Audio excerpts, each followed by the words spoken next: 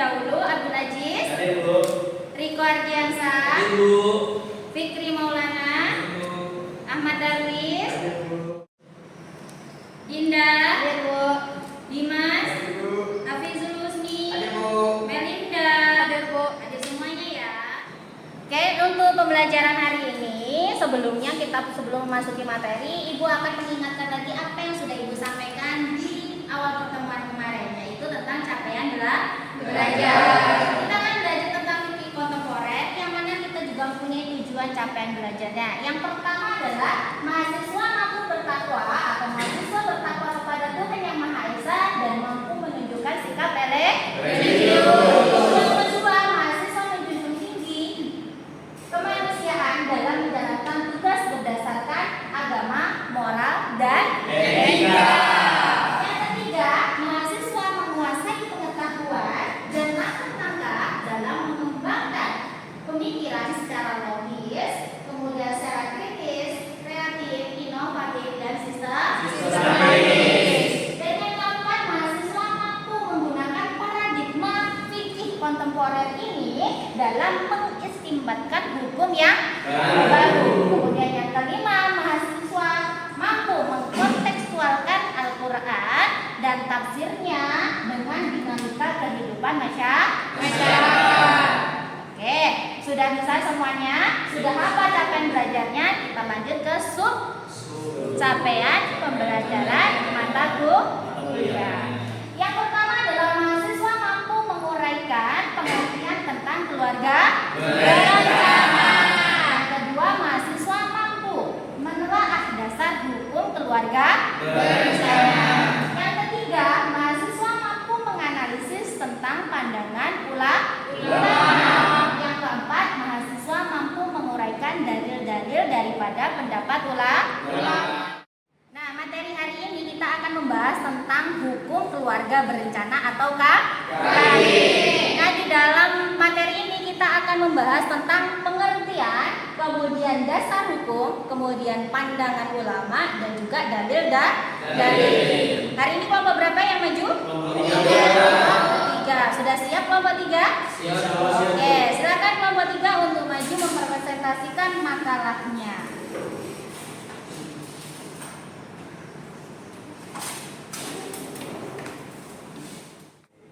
Nah, nanti setelah penyampaian makalah, teman kita sudah menyampaikan makalah, itu ada evaluasi dari Ibu dan juga penilaian, yaitu rubrik penilaian presentasi seperti yang sudah Ibu sampaikan di awal perjumpaan dulu. Dan nanti di rubrik penilaian ini kriterianya adalah sistematika penulisan, kemudian penggunaan bahasa, dan juga analisis. Yang ketiga adalah ketepatan intonasi dan artikulasi, dan yang terakhir adalah cara menanggapi pertanyaan dan juga sanggahan. Oke, sudah paham semuanya? Sudah. Silakan kelompok 3 untuk mempresentasikan makalahnya. Baik, bismillahirrahmanirrahim. Assalamualaikum warahmatullahi wabarakatuh.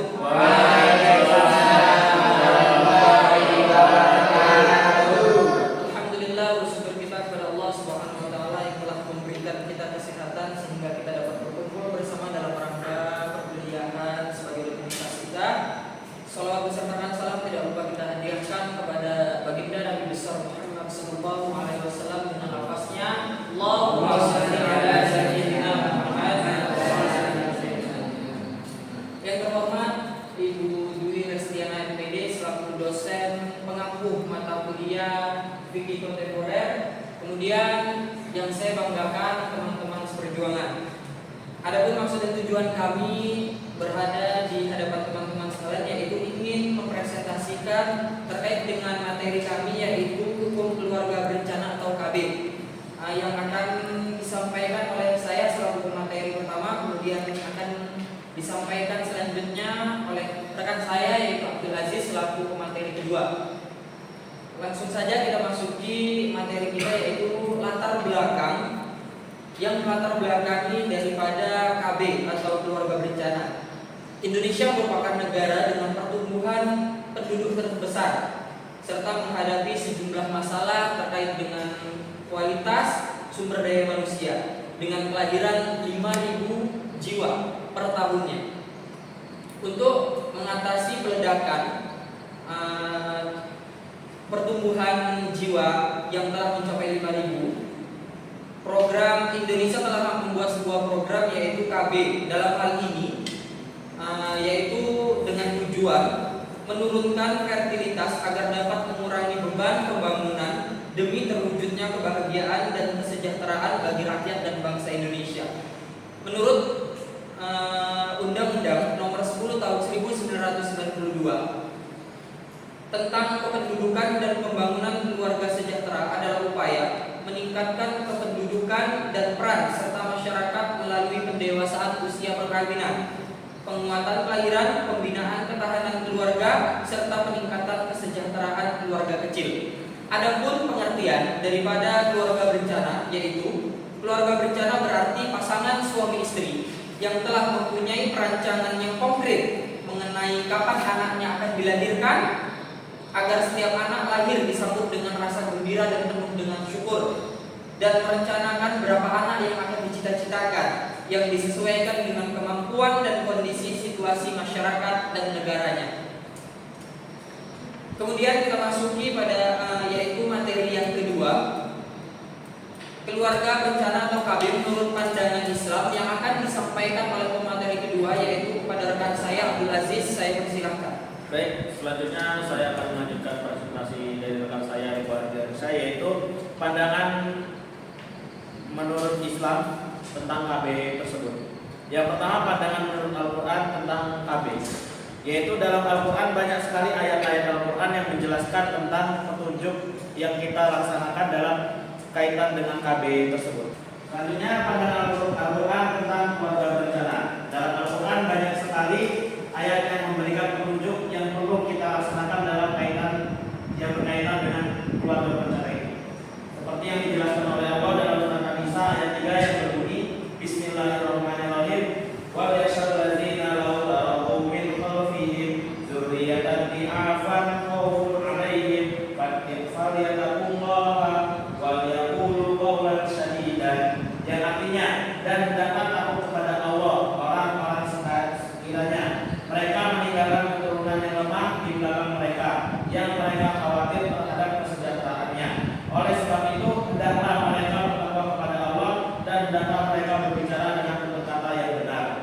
Quran Surat An-Nisa ayat 9. Baik teman-teman, materi yang terakhir yaitu macam-macam alat kontrasepsi. Dalam pelaksanaan KB harus menggunakan alat kontrasepsi yang sudah dikenal. Di antaranya pertama yaitu ada pil, kemudian yang kedua ada suntikan, dan yang ketiga yaitu susu KB. Kemudian yang keempat AKDR, yang mana ini singkatan dari alat kontrasepsi dalam rahim. Kemudian yang kelima yaitu sterilisasi, yaitu operasi pemutusan atau pengikatan saluran pembuluh yang menghubungkan testis pabrik sperma dengan kelenjar prostat, gudang sperma menjelang ejakulasi bagi laki-laki. Nah, jadi itu materi yang dapat kami sampaikan terkait dengan KB keluarga berencana. Kita masuki acara sesi selanjutnya yaitu sesi tanya jawab. Kepada teman-teman kami persilahkan bertanya kepada kelompok kami dengan menyebutkan nama dan apa pertanyaannya. Kami silakan. Baik, saya ingin bertanya. Nama saya Maulana, izin bertanya kepada kelompok 3 mengenai makalah tersebut, yaitu apa alasan ulama sebab melarang dari KB tersebut. Baik, terima kasih kepada Fikri Maulana yang telah memberikan pertanyaan kepada kelompok kami. Kami persilakan kepada teman-teman yang ingin bertanya. Saya Hafizul Husni, izin bertanya kepada pemateri, yang mana pertanyaan saya ialah ulama siapa saja yang memperbolehkan KB keluarga berencana. Baik, terima kasih Hafizul Husni. Oke teman-teman, itu tadi adalah presentasi dari teman kita, dan sudah ada juga yang bertanya yaitu Fikri Maulana dan juga Hafizul Husni. Jadi pertanyaan-pertanyaan akan dijawab oleh pemakaran kita, nanti akan ditimpali oleh teman-teman yang memang ingin menyiapkan. Oke, silakan dijawab untuk pemakaran dari pertanyaan teman kita Fikri dan juga Hafizul Husni. Oke, baik, di sini saya akan menjawab pertanyaan saudara Fikri yang mana tadi pertanyaannya apakah alasan tidak diperbolehkannya KB? Nah, di sini ada beberapa alasan mengapa tidak diperbolehkan KB. Alasan yang pertama yaitu KB sama dengan halnya itu pembunuhan bayi.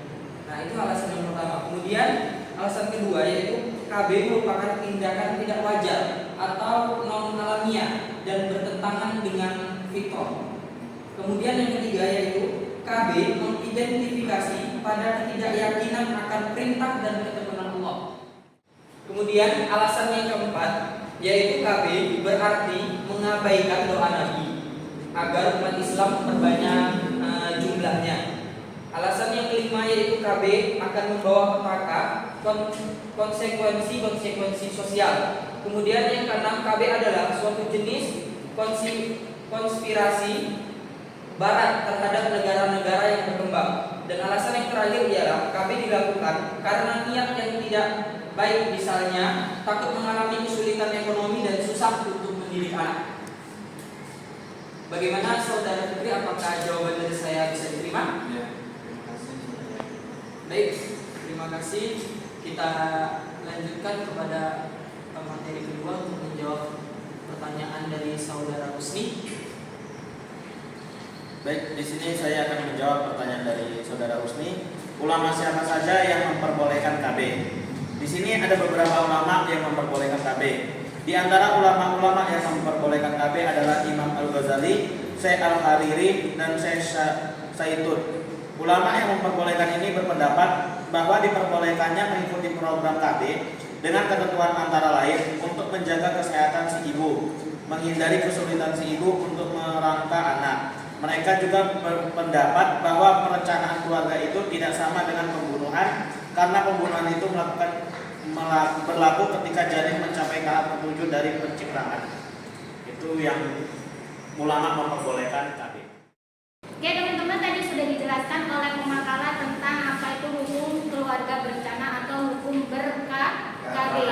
Ada juga pandangan dari ulamanya dan juga tadi juga sudah dijelaskan tentang dalil-dalilnya.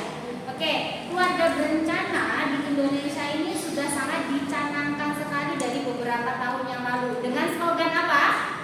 2 anak cukup. Apa slogannya?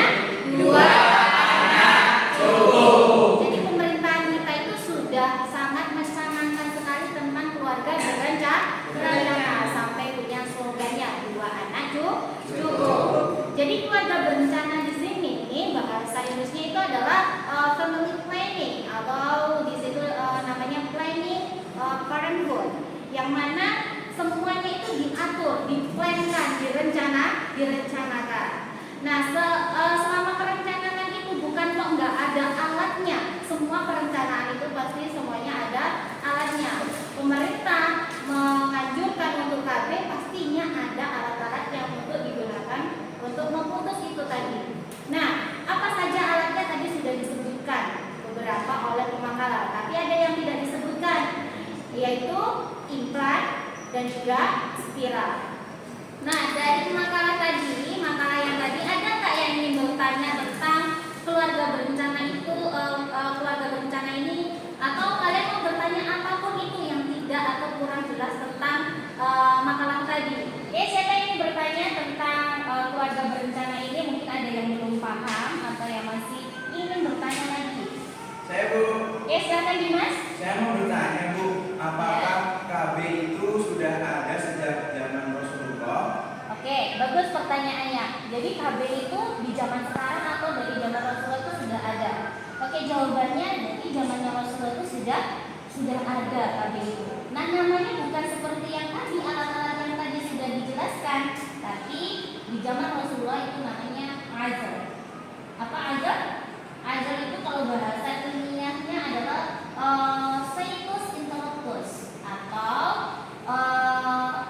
keluar di luar rahim atau keluar di luar vagina gitu. Jadi kalau membahas tentang fikih kontemporer memang terbuka ya, pikirannya harus terbuka, tidak boleh sempit. Maka keluarga berencana ini sudah ada dari zaman Rasulullah. Oke, karena kita sudah di akhir pertemuan, maka untuk sekarang kita akan mengadakan evaluasi seperti yang sudah Ibu sampaikan tadi.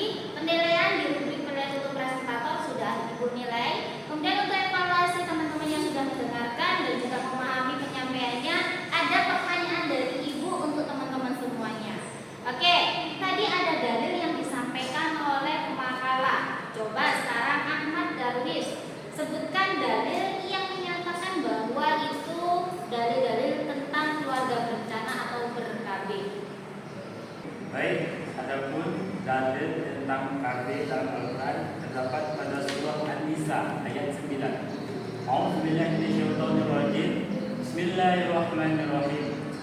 وليخشى الذين لو تركوا من خلفهم ذرية ضعافا خافوا عليهم فليتقوا الله وليقولوا قولا سديدا. Sadaqallahu alazim. Oke, tadi sudah dijawab oleh Darwin, Masya Allah luar biasa, bisa. Dan tajwidnya juga sudah bagus ya. Teman-temannya juga gitu ya, besok harus tajwidnya ketika suruh baca ayat Al-Quran harus pas dan betul. Oke, pertanyaan yang kedua. Pertanyaan yang kedua adalah macam-macam alat kontrasepsi. Tadi sudah disebutkan. Nah, masa baru 5 menit udah lupa. Coba sekarang Dinda sebutkan alat-alat kontrasepsi salah satunya. KB suntik Bu, KB suntik, Radia, KB spiral Bu, Melinda, KB implan Bu, susu. Terima kasih, ternyata masih ingat semuanya. Oke, itu tadi adalah macam-macam kontrasepsi. Terima kasih semuanya sudah mengingat dari materi yang sudah kita sampaikan di depan tadi. Oke, terima kasih untuk pertemuan hari ini. Terima kasih atas partisipasinya. Walaupun siang-siang semuanya tetap semangat. Dan jangan lupa di rumah ataupun dimanapun kalian berada, materi tetap kalian pelajari dan dipahami. Karena itu untuk mengimplementasikan di kehidupan kalian di masyarakat. Jangan lupa belajar, jangan lupa membaca Al-Quran, jangan lupa Terima kasih banyak. Kita tutup dengan baca Alhamdulillah dan kafaratul majelis. Kita tutup membaca Alhamdulillah.